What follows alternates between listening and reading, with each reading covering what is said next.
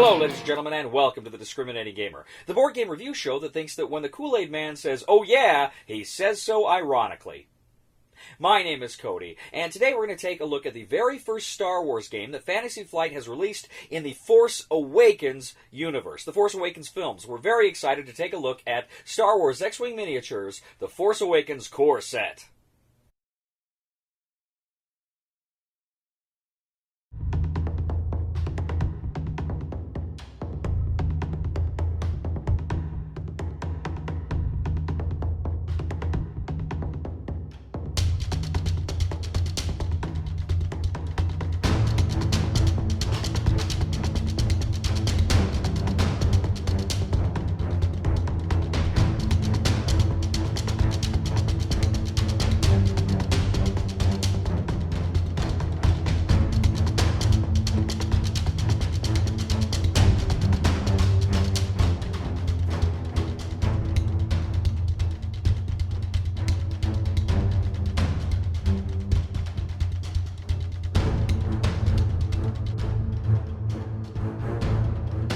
In Star Wars X-Wing Miniatures, the Force Awakens core set from Fantasy Flight Games, players are essentially going to engage in a game of Star Wars X-Wing.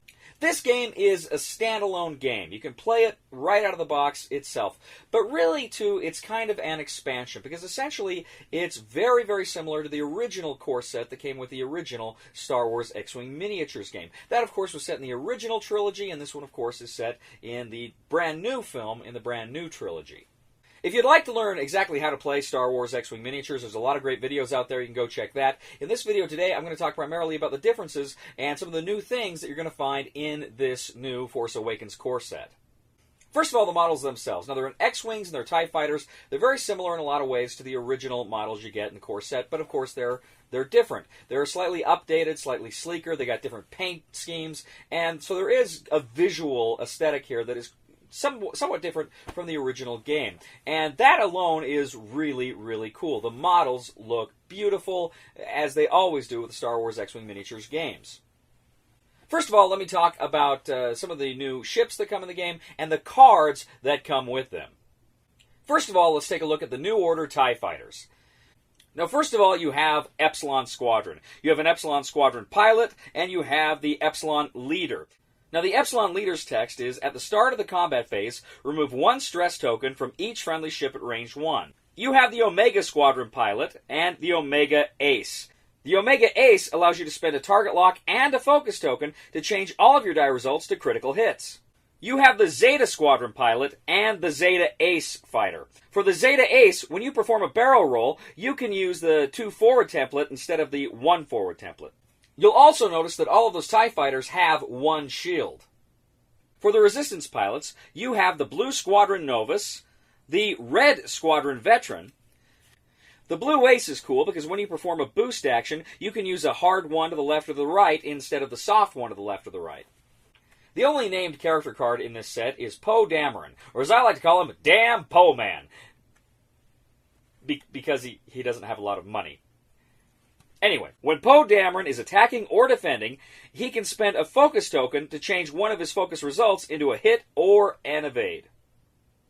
The game also comes with 5 upgrade cards. We've seen the proton torpedoes before, and that one's pretty standard. But there's also a weapons guidance that when attacking, you can spend a focus token to change one of your blank results to a hit. When you perform a green maneuver, if you've got the BB-8 upgrade, you can then perform a free barrel roll action. The R5X3 card allows you to essentially ignore obstacles by discarding this card. Finally, the Wired card allows you, if you are attacking or defending and you're stressed, you can reroll one or more of your focus results. Now, this game also introduces a new kind of maneuver called the Talon Roll.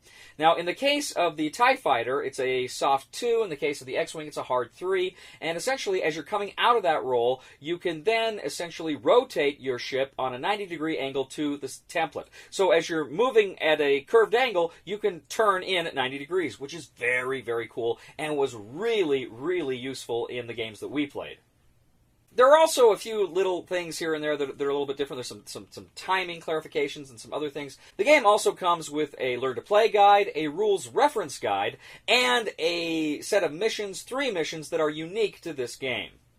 So I have to tell you, playing this game, honestly, it feels just like you're playing X-Wing miniatures again. I don't know what this game brings is different enough that you have to run out and grab it, except that it is from the new film, and there's a lot of hype around it, and the ships are really cool. Now, that Talon Roll maneuver is a lot of fun. I really like that, and maybe that might be available with some of the upgrades that come along.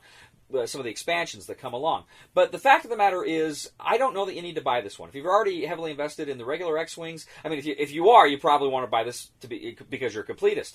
But generally speaking, I don't know that there's enough difference here in play that it warrants it. Now, I like it a lot, and I think fans of X-Wing will like this a lot, and they will want to pick this one up. If you're a casual X-Wing gamer, maybe the ships will sell you, but I don't know that there's enough here that will really drag you into it. But still, it's a lot of fun. X-Wing is a lot of fun, and this game it's more of a good thing.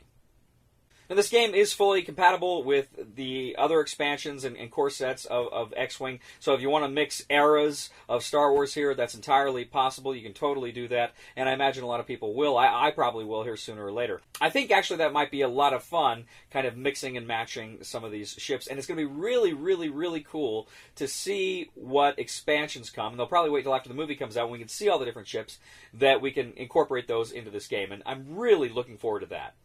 So the recommendation for the Star Wars X-Wing Miniatures game, the Force Awakens core set, is if you are a Star Wars X-Wing completist, you're going to want to pick it up. Even if you just like the cool ships, you're going to want to pick it up. If you're more of a casual player, yeah, you probably don't need this one if you've got the original core set.